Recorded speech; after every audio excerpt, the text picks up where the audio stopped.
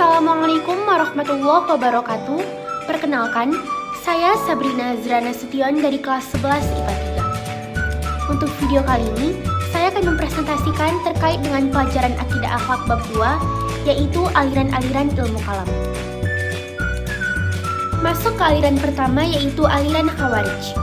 Sebelumnya, kita harus tahu dulu apa sejarah dari aliran Khawarij. Aliran Khawarij untuk pertama kali muncul di kalangan tentara Ali ketika peperangan sedang memuncak antara pasukan Ali dan pasukan Muawiyah.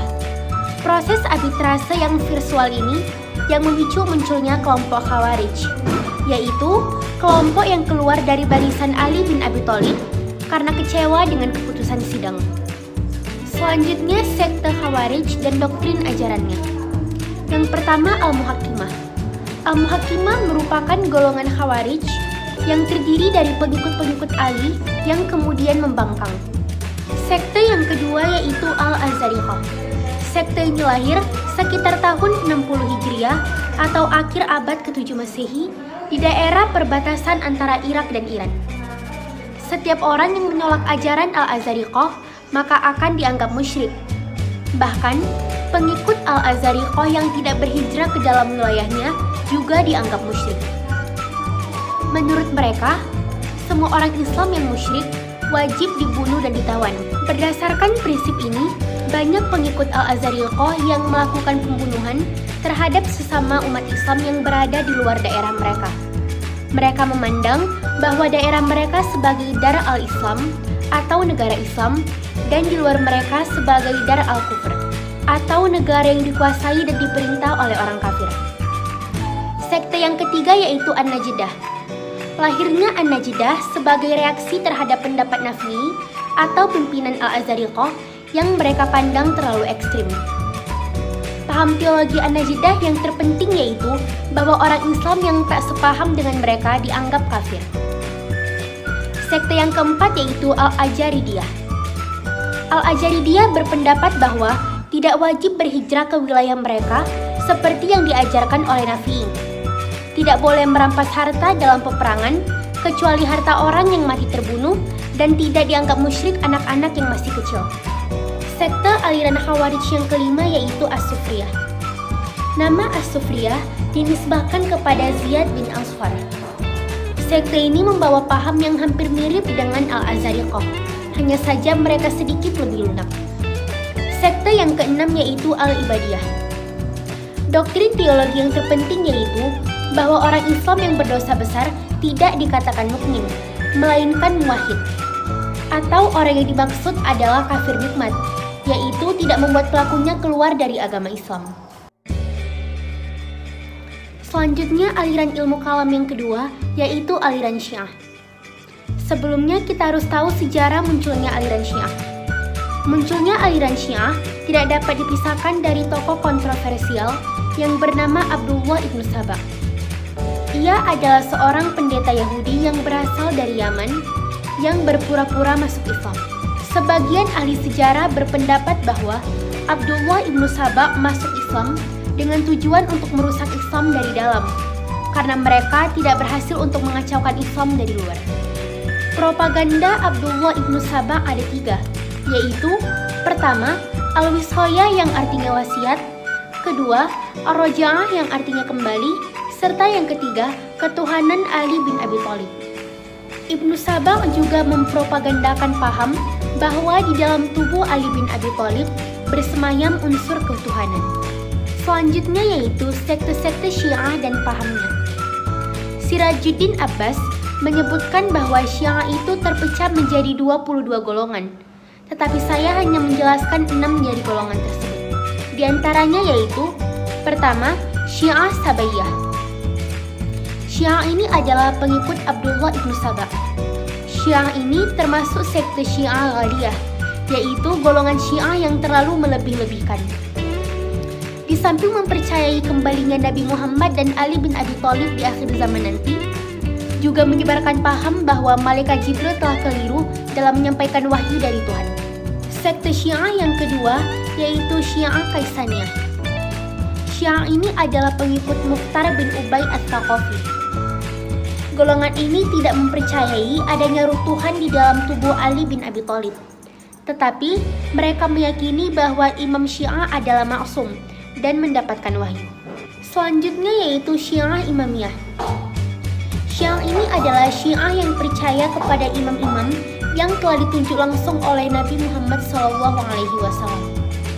Yang keempat yaitu Syiah Ismailiyah, yaitu Syiah yang mempercayai hanya ada 7 orang imam.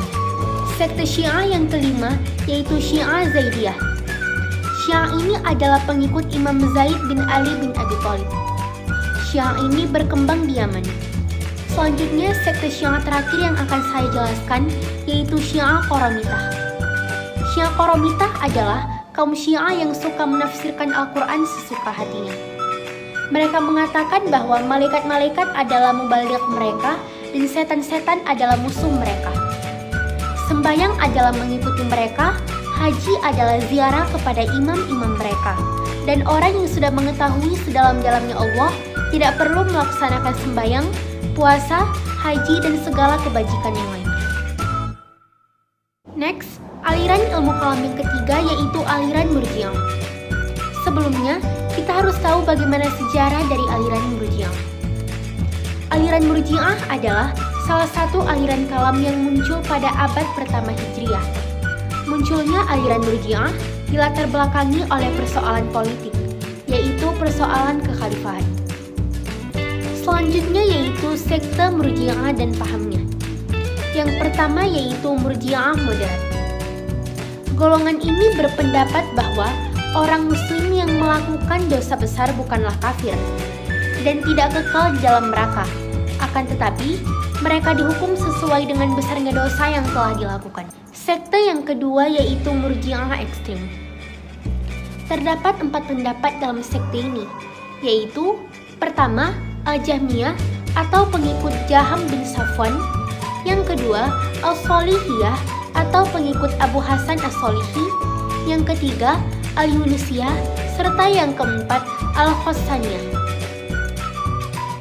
Next, aliran ilmu kalam yang keempat yaitu aliran Jabariyah. Sebelumnya, kita harus tahu bagaimana sejarah dari munculnya aliran Jabariyah. Aliran Jabariyah muncul dari sikap yang skeptis terhadap situasi politik pada masa pemerintahan Muawiyah bin Abi Sufyan. Perasaan tidak berdaya itu kemudian dirumuskan dalam pemikiran teologi, bahwa semua perbuatan manusia merupakan wujud dari kehendak Allah Subhanahu wa Ta'ala. Selanjutnya yaitu doktrin ajaran Jabariyah. Menurut pendapat dari aliran Jabariyah, manusia tidak mempunyai kemampuan untuk mewujudkan perbuatannya dan juga tidak mempunyai kemampuan untuk memilih. Selanjutnya aliran ilmu kalam yang kelima, yaitu aliran Qadariyah. Sebelumnya, kita harus tahu bagaimana latar belakang munculnya aliran Qadariyah. Persoalan politik adalah latar belakang utama yang memicu munculnya aliran Qadariyah. Sebagaimana yang kita ketahui, bahwa Muawiyah bin Abi Sufyan sangat gencar mendelegitimasi pemerintahan Ali bin Abi Thalib. Selanjutnya, doktrin ajaran Qadariyah. Menurut aliran Qadariyah, bahwa manusia mempunyai tanggung jawab untuk menegakkan kebenaran dan kebaikan, serta untuk menghancurkan kezaliman. Selanjutnya, aliran ilmu kalam yang keenam, yaitu aliran Mu'tazilah. Sebelumnya, kita harus tahu bagaimana munculnya aliran Mu'tazilah. Munculnya aliran Mu'tazilah tidak lepas dari perkembangan pemikiran-pemikiran ilmu kalam yang sudah ada sebelumnya. Aliran ini lahir berawal dari tanggapan Wasil bin Atok, salah seorang murid dari Hasan al-Basri di Basrah, atas pemikiran yang ia lontarkan tentang pelaku dosa besar. Selanjutnya yaitu pokok ajaran Mu'tazilah.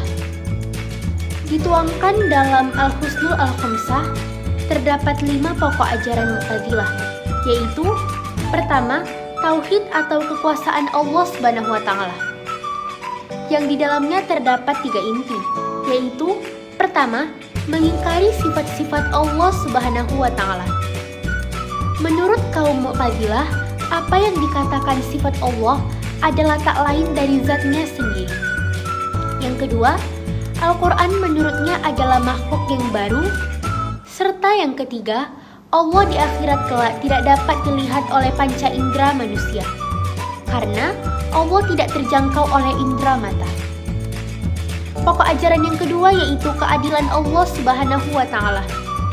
Doktrin teologi ini yang berkaitan dengan keadilan yaitu Tuhan tidak menghendaki keburukan, tidak menciptakan perbuatan manusia. Selanjutnya, pokok ajaran Mu'tazilah yang ketiga yaitu janji dan ancaman.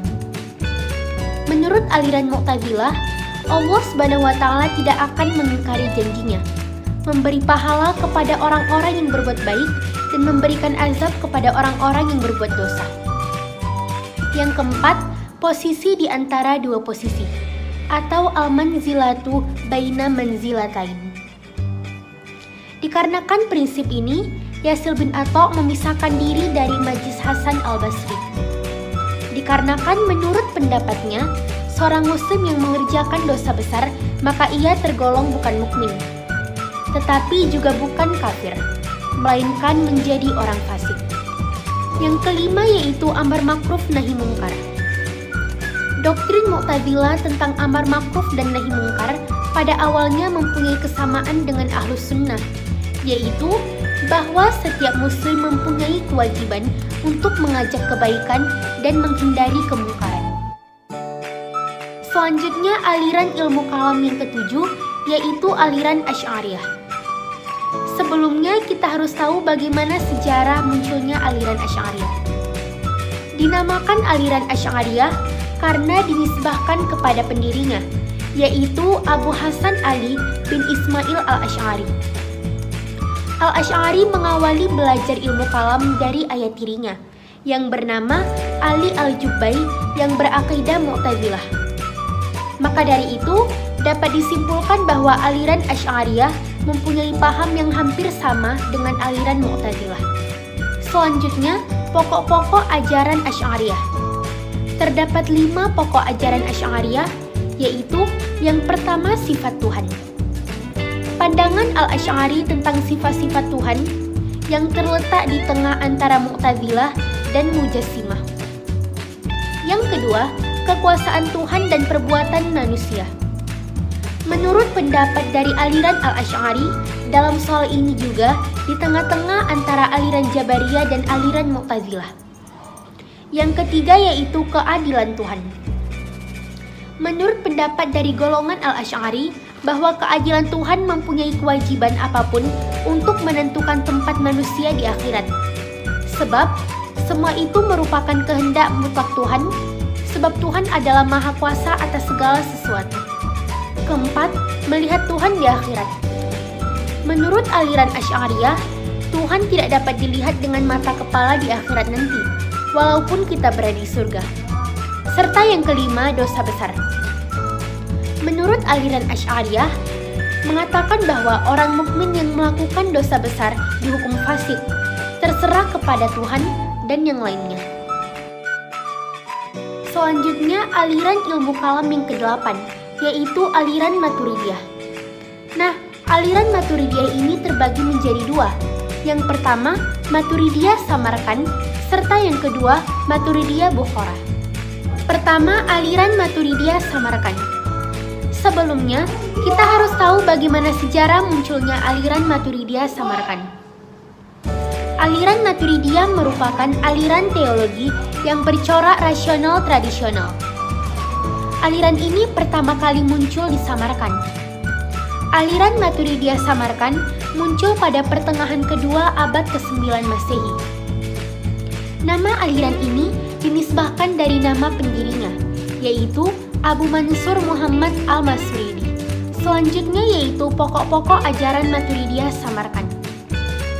Terdapat 3 pokok ajaran Maturidiyah Samarkand, yaitu pertama, kewajiban untuk mengetahui Tuhan. Menurut Maturidiyah, akal dapat mengetahui kewajiban untuk mengetahui Tuhan. Yang kedua, kebaikan dan keburukan menurut akal. Menurut aliran Maturidiyah, adanya keburukan objektif yang terdapat pada suatu perbuatan itu sendiri dan akal dapat mengetahui kebaikan dan keburukan sebagian saja. Pokok ajaran yang ketiga, yaitu hikmah dan tujuan perbuatan Tuhan. Menurut aliran Maturidiyah, memang benar, perbuatan Tuhan menyandang kebijaksanaan, baik dalam hal ciptaannya, perintah dan larangannya. Akan tetapi, perbuatan Tuhan tersebut tidak karena paksaan. Nah, selanjutnya yaitu Maturidiyah Bukhara. Sebelumnya kita harus tahu bagaimana sejarah munculnya aliran Maturidiyah Bukhara. Pemikiran kalam Maturidiyah Bukhara dikembangkan oleh Al-Bazdawi. Al-Bazdawi mengkaji pemikiran kalam Al-Maturidiyah melalui orang tuanya. Setelah itu, ia belajar kepada beberapa ulama. Kemudian, ia menjabat sebagai hakim di Samarkand pada tahun 481. Selanjutnya, pokok-pokok ajaran Maturidiyah Bukhara mencakup 5 hal, yaitu yang pertama akal dan wahyu. Menurut Al-Bazdawi, akal tidak dapat mengetahui kewajiban mengerjakan yang baik dan yang buruk, karena akal hanya dapat mengetahui yang baik dan buruk. Yang kedua, sifat-sifat Tuhan. Menurut Al-Bazdawi, Tuhan memiliki sifat-sifat. Beliau juga menjelaskan bahwa kekekalan sifat-sifat itu melekat dengan esensi Tuhan itu sendiri, bukan melalui kekekalan sifat-sifat. Yang ketiga, kalam Allah Subhanahu wa Ta'ala. Menurut Al-Bazdawi, berpendapat bahwa Al-Quran adalah kekal dan tidak diciptakan. Yang keempat yaitu perbuatan manusia. Al-Bazdawi mengatakan bahwa di dalam perwujudan perbuatan terdapat 2 perbuatan, yaitu pertama perbuatan Tuhan dan yang kedua perbuatan manusia. Pokok ajaran yang kelima yaitu janji dan ancaman. Menurut Al-Bazdawi, tidak mungkin Tuhan untuk melanggar janjinya untuk memberi upah kepada orang yang berbuat baik. Akan tetapi, tidak mungkin juga untuk membatalkan ancaman untuk memberi hukuman kepada orang yang telah berbuat jahat. Selanjutnya materi terakhir di bab 2, yaitu perbandingan ajaran aliran ilmu kalam. Yang pertama, terkait akal dan wahyu. Menurut aliran Mu'tazilah, wahyu tidak selamanya yang menentukan apa yang baik dan apa yang buruk. Karena akal, bagi aliran Mu'tazilah juga dapat mengetahui sebagian yang baik dan juga sebagian yang buruk. Berbeda dengan menurut aliran Asy'ariyah. Menurut aliran Asy'ariyah, menjelaskan bahwa yang menentukan baik dan buruk kewajiban terhadap Tuhan dan kewajiban melaksanakan yang baik dan menjauhi yang buruk adalah wahyu. Berbeda juga dengan menurut aliran Maturidiyah. Nah, Abu Mansur menjelaskan bahwa akal dapat mengetahui Tuhan, baik dan buruk, serta mengetahui kewajiban terhadap Tuhan. Akan tetapi, yang menetapkan semua itu adalah wahyu. Selanjutnya yaitu tentang iman dan kufur. Menurut aliran Khawarij, iman tidak cukup jika hanya diucapkan atau dibenarkan, melainkan juga harus dibuktikan dengan perbuatan. Menurut aliran Murji'ah, apapun yang dilakukan oleh seseorang tidak menentukan imannya, meskipun orang tersebut telah berbuat dosa. Menurut aliran Mu'tazilah, iman adalah ketaatan kepada apa yang diwajibkan dan juga apa yang disunahkan. Akan tetapi, menurut aliran Asy'ariyah, bahwa perbuatan manusia dapat menjadikan iman itu kuat atau lemah. Selanjutnya yaitu tentang perbuatan manusia. Menurut aliran Jabariyah, manusia itu tidak merdeka dalam mengerjakan perbuatannya. Yang menentukan perbuatan manusia adalah Tuhan. Selanjutnya menurut aliran Mu'tazilah. Aliran Mu'tazilah memiliki kesamaan dengan paham Qadariyah dalam hal perbuatan manusia, yaitu dalam menentukan perbuatannya, manusia sendirilah yang menentukan perbuatan tersebut, baik itu perbuatan yang baik atau yang buruk, ataupun iman dan kufur. Selanjutnya menurut aliran Asy'ariyah. Menurut aliran Asy'ariyah, manusia itu lemah, banyak bergantung pada kehendak dan kemauan Tuhan. Selanjutnya menurut aliran Maturidiyah. Maturidiyah Samarkand berpendapat bahwa perbuatan Tuhan hanyalah menyangkut hal-hal yang baik saja. Dengan itu, Tuhan berkewajiban melakukan hal yang baik bagi manusia. Akan tetapi, menurut Maturidiyah Bukhara, memiliki pandangan yang sama dengan Asy'ariyah mengenai faham bahwa Tuhan tidak mempunyai kewajiban. Selanjutnya yang terakhir, mengenai kehendak mutlak dan keadilan Tuhan. Menurut aliran Mu'tazilah, bahwa manusia mampu menciptakan perbuatan yang baik dan buruk. Sedangkan menurut aliran Asy'ariyah, bahwa Allah mempunyai kekuasaan mutlak dan tidak tunduk kepada siapapun. Nah, sekian dari presentasi saya terkait dengan aliran-aliran pada ilmu kalam. Lebih dan kurangnya saya mohon maaf dan semoga bermanfaat untuk kita semua. Saya akhiri, wabillahi taufiq wal hidayah. Wassalamualaikum warahmatullahi wabarakatuh.